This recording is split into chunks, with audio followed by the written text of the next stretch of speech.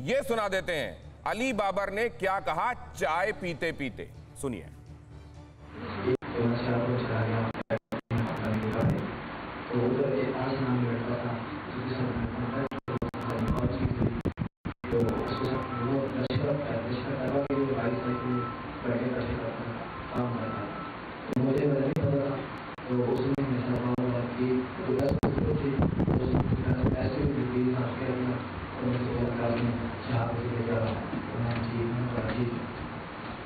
उसने मुझे 20,000 रुपये में घर भेज दिया।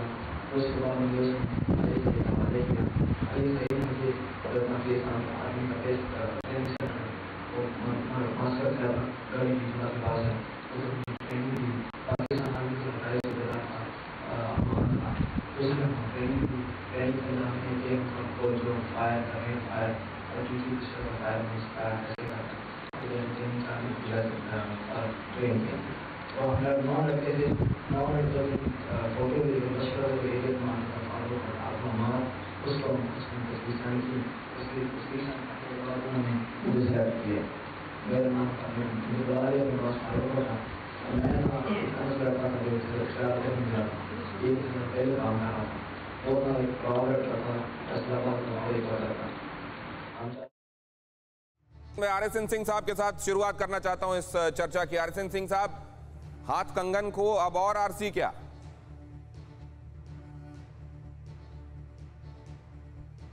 नहीं, बिल्कुल देखिए ठीक है। सभी लोग इस बात से बहुत इस पर चर्चा हो रही है कि ये फिर से पुष्टि हो गई कि जो हालात हैं और जो तेवर हैं और जो उद्देश्य है पाकिस्तान मिलिट्री इंटेलिजेंस इस्टेब्लिशमेंट का वो नहीं बदला है। तो वो तो कभी बदलने वाला है नहीं, क्योंकि आप देखें एक एस्टिमेट के मुताबिक 12,000 से 40,000, ये कुछ साल पहले की मैं आपको एस्टिमेट, मदरसे हैं पाकिस्तान में। अब ये 12,000 से 40,000 का जो एस्टिमेट जो है, ये इतना बड़ा गैप यही दिखाता है कि वो कितनी मतलब अंधकारमय वो दुनिया है। पता नहीं वहाँ पर क्या हो रहा है। और इसमें वो भी वो नहीं शामिल है वो स्कूल जहाँ पर के मतलब कुरान पढ़ाया जाता है। अब आप किसी विश्लेषक से पूछें या यहाँ पाकिस्तान के किसी नुमाइंदे से, वो कहेगा नहीं जी वहाँ पर तो बहुत हम टेक्निकल एजुकेशन भी देते हैं, ये भी एजुकेशन देते हैं, फिज़िक्स भी पढ़ाते हैं, वो भी पढ़ाते हैं, इत्यादि इत्यादि। लेकिन ये सबको मालूम है कि जब आपने एक जिहाद के तहत ये सारा अगर पाठ्यक्रम रखा है तो जिहादी पैदा होंगे। और आप देखो ये कितनी बड़ी इंडस्ट्री है। अब आपने यहाँ से, जैसे ये तो 16-17 साल का लड़का है, अब 19 साल शायद इसकी उम्र है, यही आदमी फिर सैमुल हक सेमिनरी में जाता है। फिर ये मुल्ला ओमर या मुल्ला बरादर या खुनजदा बनेगा, यही जाएगा बिनौरी मॉस्क में। और ये सारे जो मदरसे हैं, let me tell you, majority of them are Deobandi. इस बात से आप ये मत करें। और कृपया देश के साथ देश को गुमराह न करें ये कह के कि ये गरीब बच्चे हैं, इनकी गरीबी को एक्सप्लॉइट किया जा रहा है, ये इत्यादि बातें मत करें।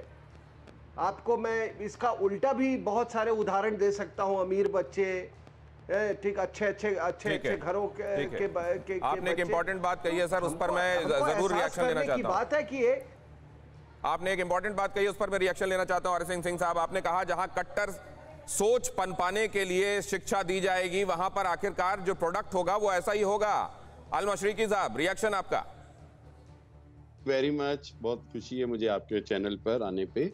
मैं ये कहूंगा कि अब मुझे 2 मिनट दीजिएगा। देखिए, हम ये जो कुछ अब ये 3-4 दिन से ड्रामा शुरू हुआ है, ये बिल्कुल एंटीसिपेटेड था। इसकी वजह ये थी, इसके 2-3 कारण हैं। एक कारण तो ये है कि चूंकि इंडिया के अंदर मोदी साहब जो हैं उनको इलेक्शन हारते नजर आ रहे हैं, यूपी में उनकी पोजीशन खराब है, बिहार में उनके साथ जो हो रहा है, आगे पंजाब के इलेक्शन आ रहे हैं, तो हमने तो ये देखा है कि जब भी बीजेपी की ये इलेक्शन टेक्निक बन गई है कि जी कोई ना कोई फॉल्स फ्लैग ऑपरेशन बनाओ, कोई पाकिस्तान के ऊपर मुद्दा डालो, आईएसआई पे मुद्दा डालो और एक नेशनल लेवल का एक नैरेटिव डेवलप करो पाकिस्तान के खिलाफ और वोट इकट्ठे कर लो। इसी तरह लास्ट इलेक्शन जीते मोदी जी, अब फिर इलेक्शन में इनको चिंता हुई है और अब ये कर रहे हैं। दूसरे एंड के ऊपर आप ये देखें, आपने देखा कि आपके मोदी जी का जो अमेरिका का दौरा है वो बड़ी बुरी तरह नाकाम हुआ।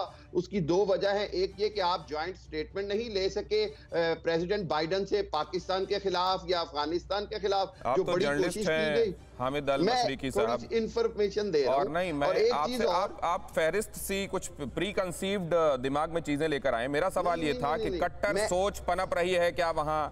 क्या तहरीके तालिबान पाकिस्तान आपके यहाँ हमले नहीं कर रहा? क्या बेनजीर भुट्टो को उसने मारा नहीं? क्या यहाँ पर जीता जागता एक आदमी जिसका आपके यहाँ से ओकारा से संबंध है, वो बता रहा है कि ओकारा में वो कहां से है, वो बता रहा है आईएसआई ने ट्रेन किया है। क्या आप भारतीय जनता पार्टी को मदद करने के लिए इनको भेजते हैं क्या? जी नहीं, बिल्कुल ऐसे ही। आपके पास हमारे बहुत सारे प्रिजनर पड़े होते हैं, आपके पास इसको प्रॉक्सी एसेट्स कहते हैं, स्ट्रेटेजिकली आप उनको टाइम टू टाइम यूज करते हैं, जैसे आप अफगानिस्तान में करते रहे। अब अफगानिस्तान में तो इंडिया की चल नहीं रही, अब उन्होंने सोचा कि यार अब हम यहाँ से फॉल्स फ्लैग ऑपरेशन बनाएं, अपना जनाब पाकिस्तान पे दबाव बढ़ाएं। इससे फर्क नहीं पड़ेगा।